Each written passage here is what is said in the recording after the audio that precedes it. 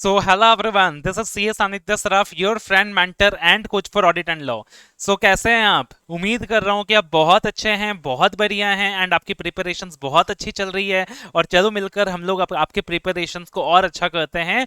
Daily basis में कुछ ना कुछ यूजफुल रिवाइज करते हैं। तो आज अपन रिवाइज करने वाले हैं SS 701 कम्युनिकेटिंग की matters in the independent auditors report. तो आपको याद होगा सर, जब अपन SS 700 किया था, कंटेंट्स ऑफ ऑडिट रिपोर्ट किया था, तो कंटेंट्स ऑफ ऑडिट रिपोर्ट के अंदर एक पैराग्राफ आ रहा था, की ऑडिट मैटर पैराग्राफ। तो आखिरकार की ऑडिट मैटर पैराग्राफ क्या है?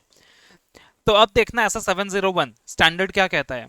कहता है भैया, ऑडिटर क्या करेगा, ऑडिट करते वक्त जो सबसे ज्यादा सिग्निफिकेंट ऑडिट मैटर उसको लगेगा ना, यार ये मेरे ऑडिट के लिए सबसे ज्यादा सिग्निफिकेंट है, और जिसकी चर्चा उसने दोस्त चार्ज विद गवर्नेंस से भी करी है, जिसकी बातचीत उसकी उसने दोस्त चार्ज विद गवर्नेंस से भी करी है, उन मामलों को, उन मैटर्स को ऑडिटर के एम में इंक्लूड कर देगा, की ऑडिट मैटर्स में इंक्लूड कर देगा। तो ऐसे 260 यहाँ पे कहता है कि भाई ऑडिटर को ना कुछ सिग्निफिकेंट फाइंडिंग्स के बारे में टीसीडब्ल्यूजी को बताना चाहिए। एंड ऐसा 701 कहता है कि यार, आउट ऑफ दोज मैटर्स जो आपने कम्युनिकेट किया था टीसीडब्ल्यूजी को, अब जो आपको बहुत ज्यादा सिग्निफिकेंट लग रहा है, सबसे ज्यादा सिग्निफिकेंट लग रहा है आपके ऑडिट के लिए, आप उसे केएएम में इंक्लूड कर दीजिए। और ऑब्जेक्टिव बड़ा सिंपल है, to bring in more transparency and to provide users of financial statement insights of most significant areas in audit। तो ज्यादा ट्रांसपेरेंसी लेकर आना है and users of financial statement, तो यूजर्स ऑफ फाइनेंशियल स्टेटमेंट को क्या करना है, सिग्निफिकेंट एरियाज ऑफ ऑडिट के बारे में बताना है, ताकि यूजर्स को भी पता रहे, यार यूजर्स भी लाइमलाइट में रहे कि अच्छा भाई, तुम लोग के बीच क्या बातचीत चल रहा है, तुम्हारा टीसीडब्ल्यूजी के बीच क्या क्या बातचीत चल रहा है, तुम लोग के बीच क्या चल रहा है, सिग्निफिकेंट ऑडिट मैटर्स क्या क्या है। क्योंकि हर चीज के रिस्पेक्ट में तो आप लोग मैटर्स को मॉडिफाई करते नहीं हो। मॉडिफिकेशन वाले पैराग्राफ में तो कुछ 3-4 मैटर्स आप लोग पॉइंट आउट कर देते हो, बट उसके अलावा बहुत सारी और भी तो सिग्निफिकेंट ऑडिट चीजें हैं, और भी तो सिग्निफिकेंट ऑडिट फाइंडिंग्स हैं, हमें भी तो उसके बारे में पता चले। तो आप उनको क्या कर दीजिए सर, की ऑडिट मैटर में इंक्लूड कर दीजिए। आप उनको क्या करिए, की ऑडिट मैटर में इंक्लूड कर दीजिए। अब नॉर्मली कौन से मामलों को ऑडिटर की ऑडिट मैटर्स में इंक्लूड करता है, जहां ROMM ज्यादा होता है, रिस्क ऑफ मेटल मिसस्टेटमेंट ज्यादा होता है। तो ऐसे 315 के अकॉर्डिंग अपने को क्या करना होता है sir, identify and assess the risk of ROMM। तो जहां ROMM ज्यादा होता है, जहां रिस्क ज्यादा होता है, नॉर्मली उन मैटर्स को आप KAM में डालते हो। अनसर्टेन अकाउंटिंग एस्टिमेट्स, ऐसे 540 का स्टैंडर्ड है अनसर्टेन अकाउंटिंग एस्टिमेट्स, कि जो एस्टिमेट्स बनाता है वो मैनेजमेंट प्रिपेयर करता है, एंड उनमें हमेशा अनसर्टेनिटीज होती हैं, वो सब्जेक्ट टू प्रोफेशनल जजमेंट होता है। तो normally those are the areas that come in ROM KAM, जहां पे अनसर्टेनिटी है एस्टिमेट्स के केस में, क्योंकि वहां पे जजमेंट इन्वॉल्व है, मैनेजमेंट का जजमेंट कुछ और है, ऑडिटर का जजमेंट कुछ और है। और वो सारे एरियाज जो ज्यादा सिग्निफिकेंट है यूजर्स के लिए, जो ज्यादा मटेरियल है, जो ज्यादा सिग्निफिकेंट है यूजर्स के लिए, जो ज्यादा मटेरियल है, वो KAM में आ जाएगा। अब कुछ प्रैक्टिकल एग्जांपल्स लेकर देखते हैं अपन, that will bring you more clarity कि केएम में क्या क्या आ सकता है। सम पॉपुलर एग्जांपल्स, आपको ज्यादातर ऑडिट रिपोर्ट्स में यही दिखाई देगा केएम में। तो रेवेन्यू रिकॉग्निशन पॉपुलर, बहुत ज्यादा पॉपुलर एग्जांपल है। ज्यादातर आपको ऑडिट रिपोर्ट्स में रेवेन्यू रिकॉग्निशन का एक पॉइंट केएम में दिखाई दे जाएगा कि revenue recognition is a very complex matter. Revenue recognition is a very complex matter, and revenue recognition के ऊपर अगर कुछ भी डिस्प्यूट है, बहसबाजी वगैरह है, तो वो केएम में आ जाएगा। देन इम्पेयरमेंट, तो impairment of assets now impairment is again something that is subject to judgement, है ना। Impairment is again something that is subject to judgement, जहां पे जजमेंट इन्वॉल्व है। तो हो सकता है यार, अपन जब इम्पेयरमेंट किसी एक्सपर्ट से करवाएं, तो that impairment is differing from the impairment by the management.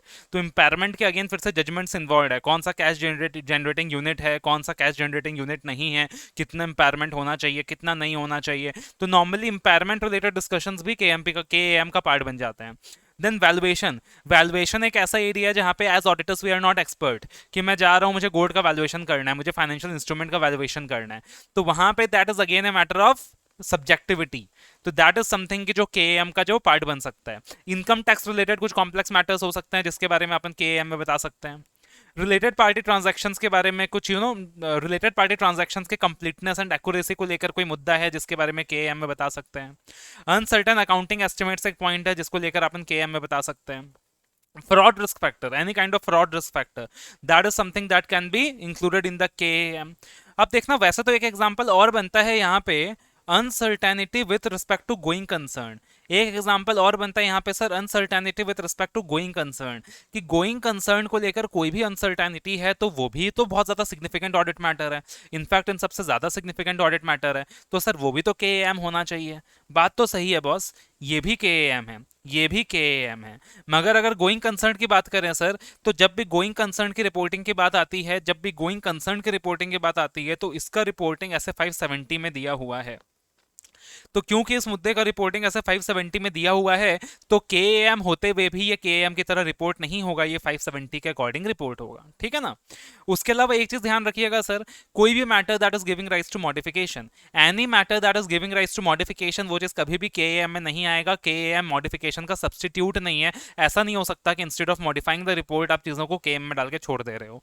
तो भाई जो जहां मॉडिफिकेशन देना है वहां मॉडिफिकेशन देना है। K M is not a substitute for modification, and if any matter is subject matter to modification, तो आप उस चीज को के एम में नहीं डालोगे, वो ऑलरेडी आप मॉडिफाई कर चुके हो।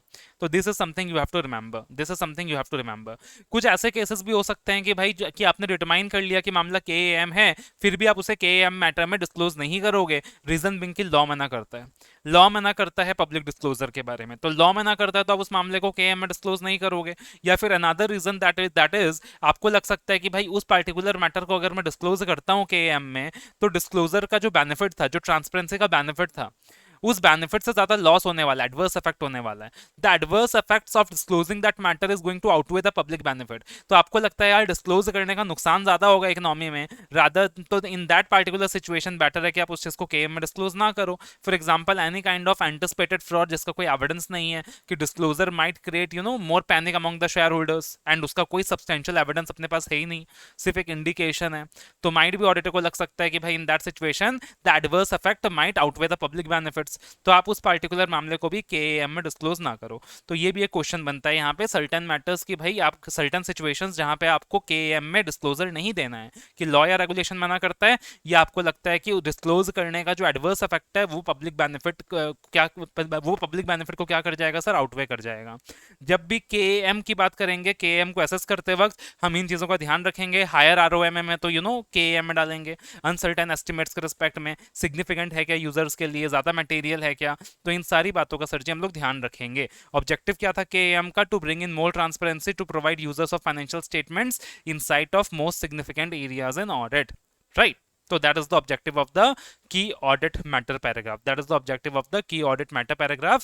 And इसका जो एक correlation बनता है वो ऐसे 260 के साथ भी बनता है, because ऐसे 260 says कि out of the matters you have communicated to TCWG, the most significant matters shall be included in the KAM paragraph. So I believe ये जो के एम का कॉन्सेप्ट है ये क्लियर हो गया होगा। वीडियो को बहुत सारा प्यार दें, बहुत सारे लाइक्स दें, सपोर्ट करें, शेयर करें, चैनल को सब्सक्राइब करें, एंड सबसे इंपॉर्टेंट बात, अच्छे से पढ़ें, मेहनत करें, एंड अपने एग्जाम्स को डेफिनेटली क्लियर करें। All the best.